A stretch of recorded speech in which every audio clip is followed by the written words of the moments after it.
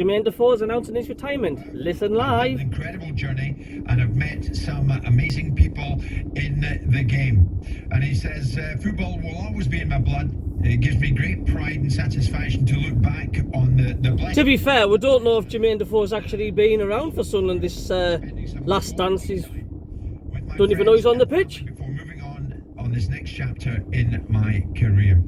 And of course, he had an incredible career, did he not? A quite incredible career. He finishes off somewhat. We've just lost you, mate. We're going to get him back in a second. He finishes off with this statement. Lastly, I want to say thank you to my mum. You gave me a ball at 2 years of age, and you made me believe my dream could happen. All that I am is because... Not being funny, but he's done absolutely fuck all, has he, since we've got him back? Absolutely nothing. Your mum, and you mean that from the bottom of your heart, don't you? Yeah, mate, because like at the end of the day, I was lucky as a kid. You know, the support I had from my mum was like to be like a single parent and to sort of like be a woman and to take me to every game. Even sometimes when the car wouldn't start, I remember I was up in the morning and she had a blue Nissan Micra. And sometimes I get up in the morning, the car wouldn't start, and I'd be like crying. I'd be like, "Oh, mum," but.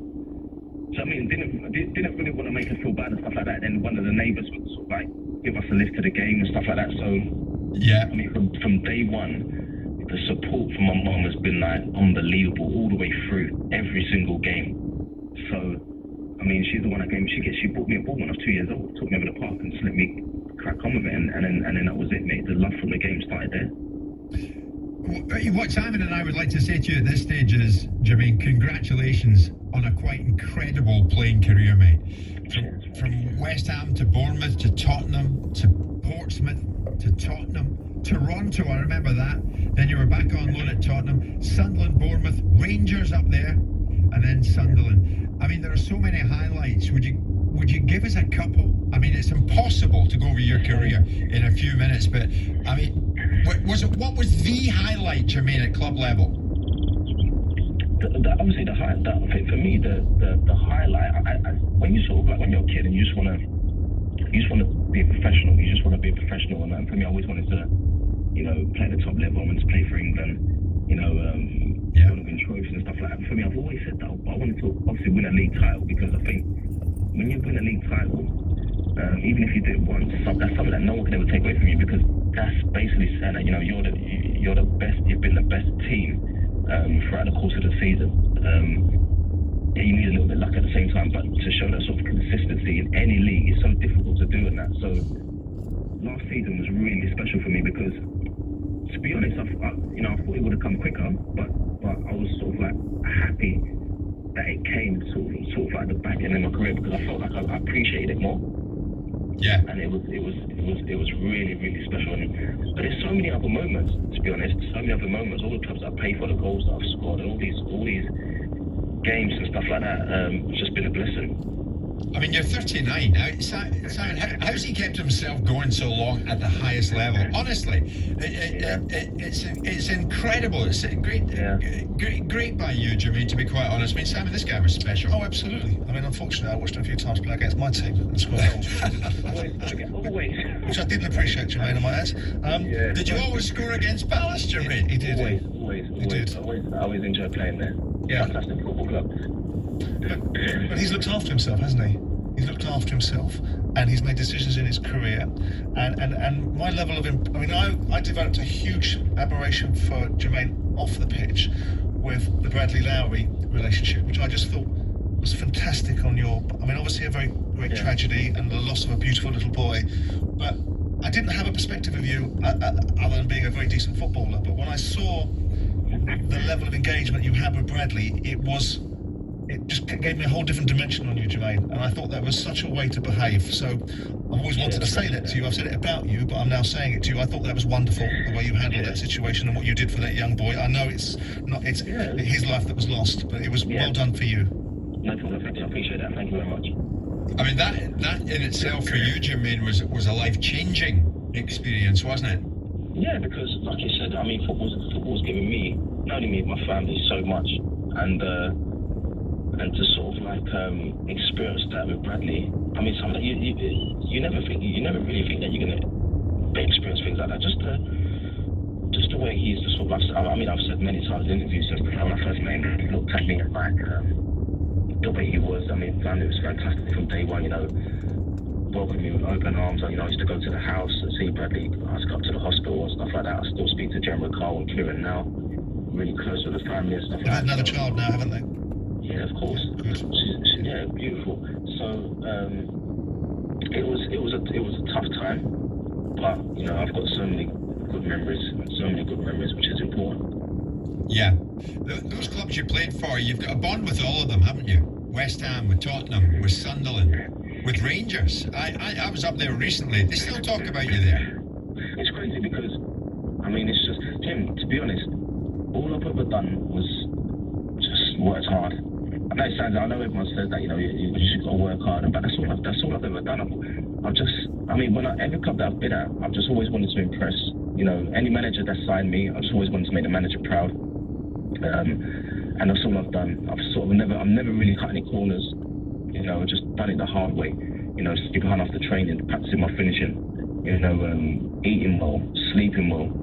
Just trying to give myself the best opportunity to have a good career, and at the end of it, at least I could look myself in the mirror and say, you know what, you did everything right. You did everything right. When you look at your career, Jermaine, I mean, we are all the sum of all our parts. I mean, you scored prolifically for England. I mean, you scored 200. I'm looking at the statistics now: 623 games, 225 goals. You know, an even higher percentage of goals per game for England. Is there anything that you would have liked to have done, and everyone you'd like to have played for, that you didn't get the opportunity, or the opportunity was presented and you didn't take it? Is there anything you look back on and say, I'd like to have done this? I've done everything. This was brilliant. I played for Spurs, brilliant. I played for Portsmouth at their time. Yeah. Where did you not go to that you'd like to have done? I remember when I was obviously younger at West Ham and stuff like that, and I came through and I was scoring goals, and like any young player, so then comes speculation. So I was always linked with Man United. And I remember speaking to the Man United boys at like years later, and they obviously thought I was coming, and I remember a few of the lads said, "Oh, what happened? We were told that you were coming," and then obviously at this stage now, you always think that would have been amazing, because obviously playing for someone like obviously Sir Alex and with all the trophies that they won. But at the same time, I try not to regret anything really. Yeah, it would have been great, right. but then that happened. Yeah, you know, things happen for a reason. You know, I remember getting a phone call from my agent before I was at Portsmouth, and I was going back to Tottenham, and the day before I signed for Tottenham, I remember getting a phone call from an agent saying that you know, I'm taking you to Juventus. You know, they want you and stuff like that. And I think, oh, that would have been great playing for a club of that size, and you know, in Italy, you know, different culture, that sort of experience and that. And then, you know, I went back to Tottenham. I loved it. That's why I wanted to go. Have Redknapp sign me again. So it was sort of like. Who was your agent, Jermaine? The agent, but the agent, I was with SFX at the time, obviously Wasserman. But the agent that phoned me was Pini Sahavi. Oh yeah.